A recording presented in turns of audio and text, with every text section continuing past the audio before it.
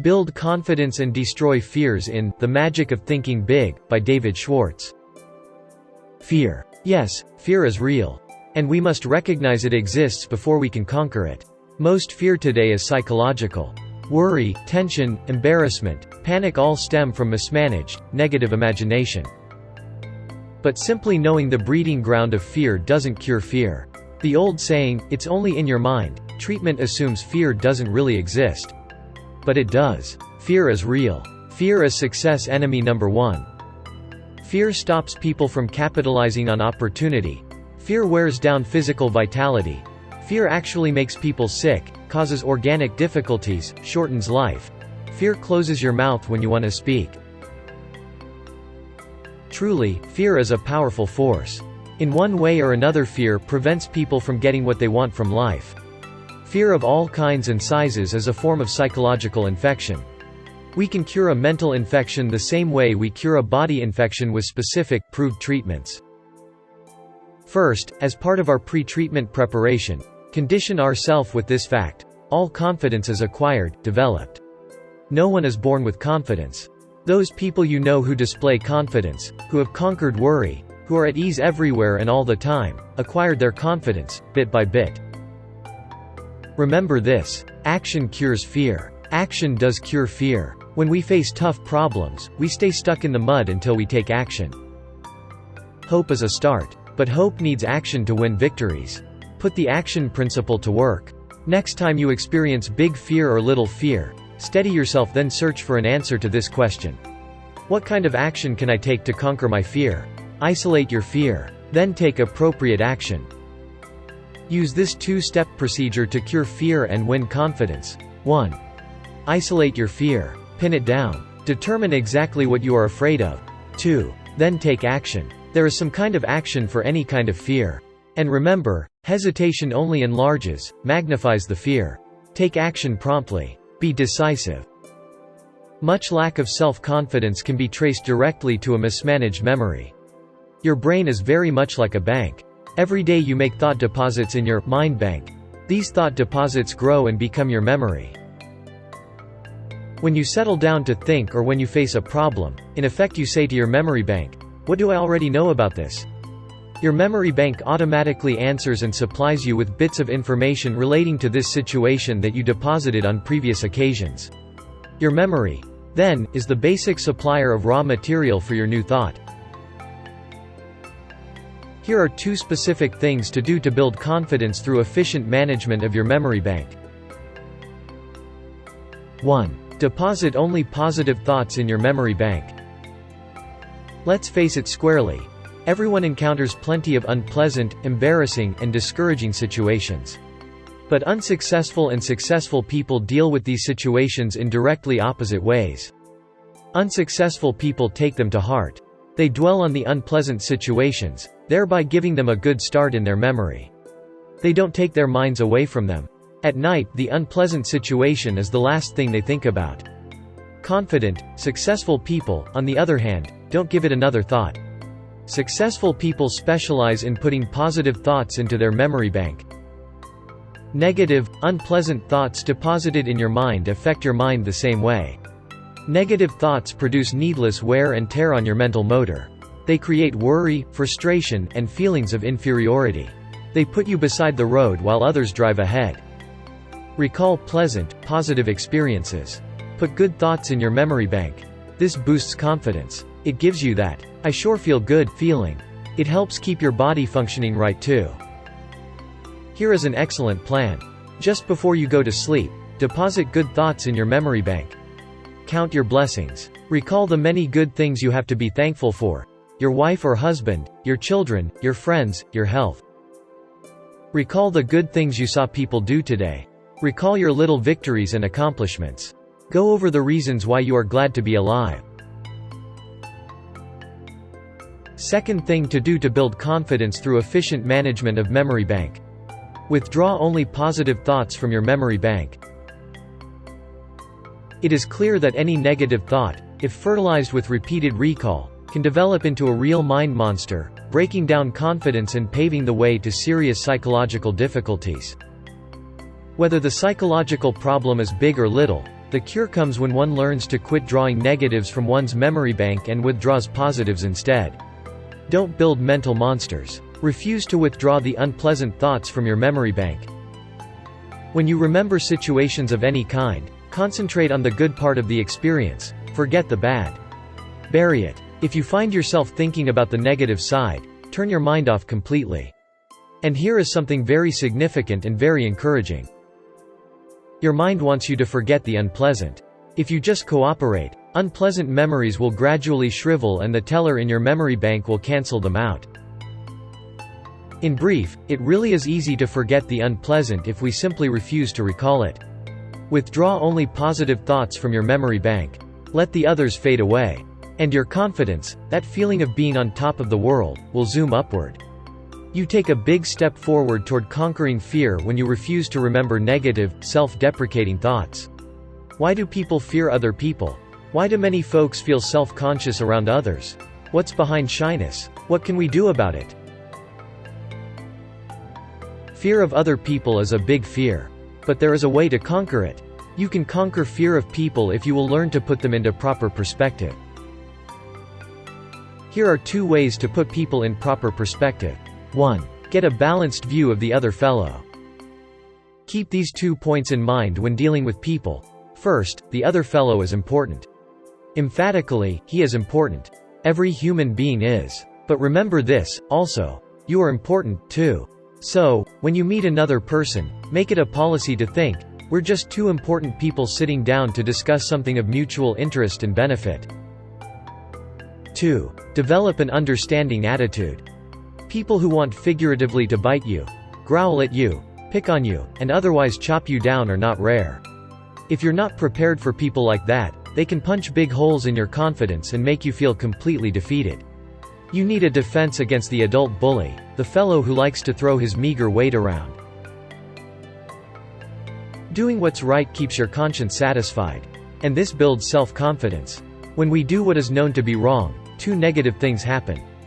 First, we feel guilt and this guilt eats away confidence. Second, other people sooner or later find out and lose confidence in us. Do what's right and keep your confidence. That's thinking yourself to success. Here is a psychological principle that is worth reading over 25 times. Read it until it absolutely saturates you. To think confidently, act confidently. Psychologists tell us we can change our attitudes by changing our physical actions.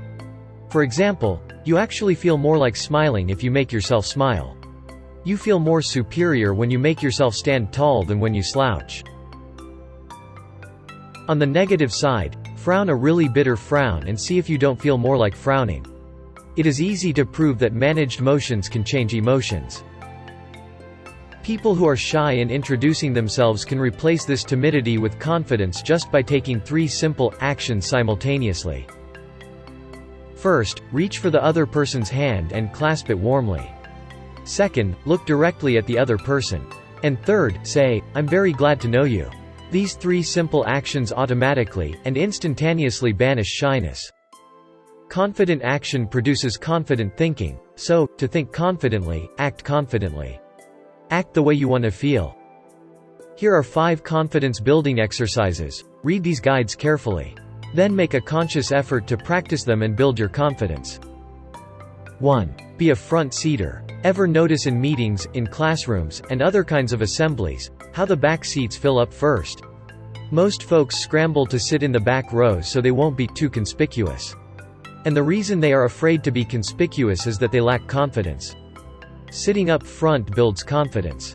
Practice it. From now on, make it a rule to sit as close to the front as you can.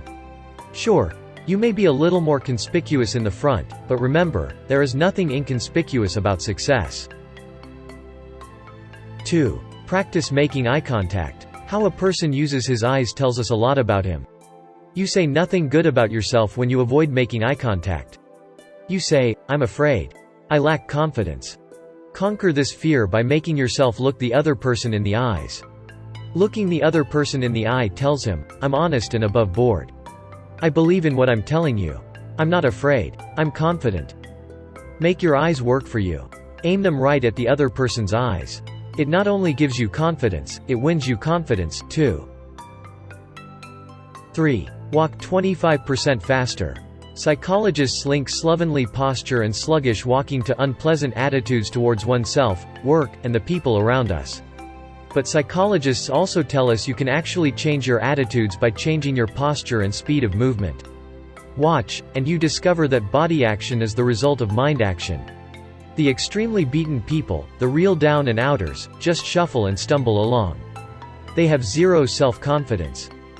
Average people have the average walk. Their pace is average. They have the look of, I really don't have very much pride in myself. Then there's a third group. Persons in this group show super confidence. They walk faster than the average. There seems to be a slight sprint in the way they walk. Their walk tells the world, I've got someplace important to go, something important to do. What's more, I will succeed at what I will do 15 minutes from now. Use the walk 25% faster technique to help build self-confidence. Throw your shoulders back, lift up your head, move ahead just a little faster, and feel self-confidence grow. Just try and see. 4. Practice speaking up. This is very important. Each time our clam fails to speak, he takes one more dose of confidence poison. He becomes less and less confident of himself, but on the positive side, the more you speak up, the more you add to your confidence, and the easier it is to speak up the next time. Speak up. It's a confidence-building vitamin. Put this confidence builder to use. Make it a rule to speak up at every open meeting you attend. Speak up. Say something voluntarily at every business conference, committee meeting, community forum you attend. Make no exception. Comment. Make a suggestion, ask a question. And don't be the last to speak.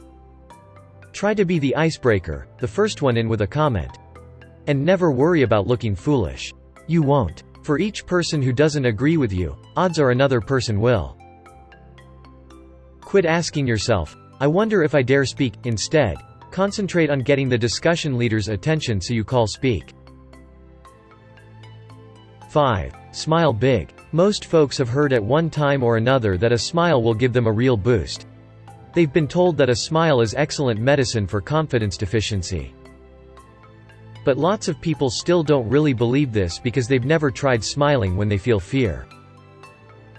Make this little test. Try to feel defeated and smile big at the same time. You can't. A big smile gives you confidence. A big smile beats fear, rolls away worry, defeats despondency. And a real smile does more than cure just your ill feeling. A real smile melts away the opposition of others and instantly too. Another person simply can't be angry with you if you give him a big, sincere smile.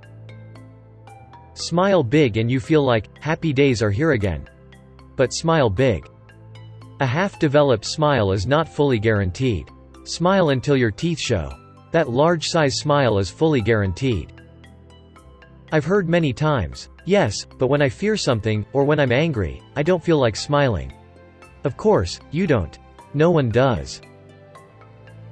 The trick is to tell yourself forcefully, I'm going to smile. Then smile. Harness the power of smiling. In a nutshell, put these 5 procedures to build your confidence. 1. Action cures fear. Isolate your fear and then take constructive action. Inaction, doing nothing about a situation, strengthens fear and destroys confidence. 2. Make a supreme effort to put only positive thoughts in your memory bank. Don't let negative, self-deprecatory thoughts grow into mental monsters. Simply refuse to recall unpleasant events or situations. 3. Put people in proper perspective. Remember, people are more alike, much more alike, than they are different. Get a balanced view of the other fellow. He is just another human being. And develop an understanding attitude. Many people will bark, but it's a rare one who bites. 4. Practice doing what your conscience tells you is right. This prevents a poisonous guilt complex from developing. Doing what's right is a very practical rule for success. 5. Make everything about you say, I'm confident, really confident. Practice these little techniques in your day-to-day activities. Be a front-seater. Make eye contact. Walk 25% faster. Speak up. Smile big.